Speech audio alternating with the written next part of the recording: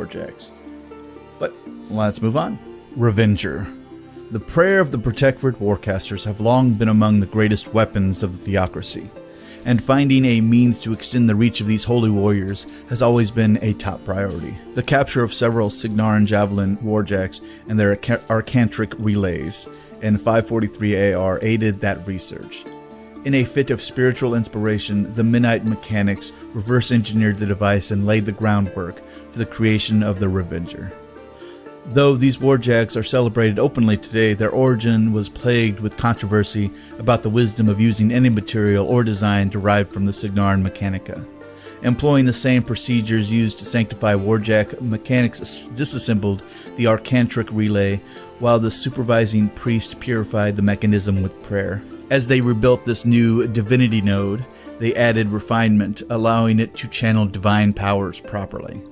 This remarkable achievement once again confirmed to the Viscos the divine endorsement of these weapons of war. Soul Midnight Artificers crafted the powerful Repulsor Shield to protect the vital weapons in battle. Aided by priests, the Artificers inlaid runes of protection on the warjack's shield. If the powerful runes came in contact with an enemy, the foe is immediately rebuked and hurled away. This has given the Revenger the ability to distance itself from superior combatants like heavier jacks, so that it can retaliate from a distance. And yes, because the moment you put an arc node on any warjack makes them even more useful to spellcasters that like to have spells that they would prefer to hit at enemies from peculiar angles.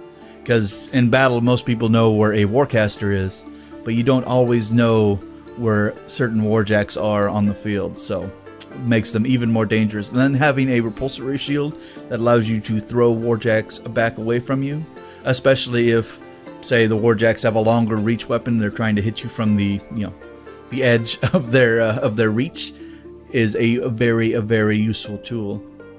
Let's read his styling real quick before we move on to the Mark III or Mark IV changes. His height is 9 foot 8 inches. His weight is 4.45 tons. His initial service date is 546 AR. His fuel load is 412 pounds.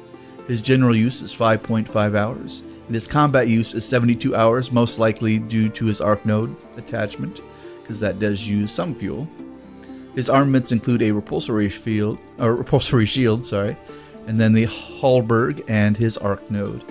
And his cortex is manufactured by the Vassals of Menoth, and he is a current warjack. Well, at least he was current. We will see what he looks like in the new Mark IV age. Let's check out to see if he has any changes in his Mark III to Mark IV stylings. And as always, we're going to start with the stat line. He is a speed 5, he is a mat 6, he is a defense 12, he is an arm 17, and he has an arc node, as mentioned in his styling.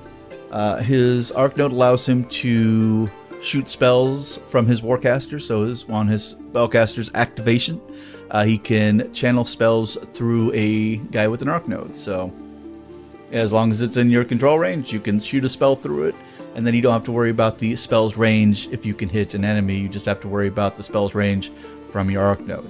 That's basically how they work. There are finesses to the rules, but you'll have to read those for yourselves. His melee weapons include a halberd, which is a mat 6, range 2, power 13. Still does some pretty decent damage on that. Also, on top of that, he has a powerful charge ability. So this model gains a +2 to charge attack rolls with this weapon, so it makes him more accurate when he is charging into the enemy. And being accurate on your charge is giving you a free bonus boosted damage roll, so always very useful. And he has his repulsor shield, which gives him a +2 arm as long as that arm is still there. So actually grinds his arm up to a 19 as long as he still maintains his left arm. If that is ever sheared off, there goes his shield with it.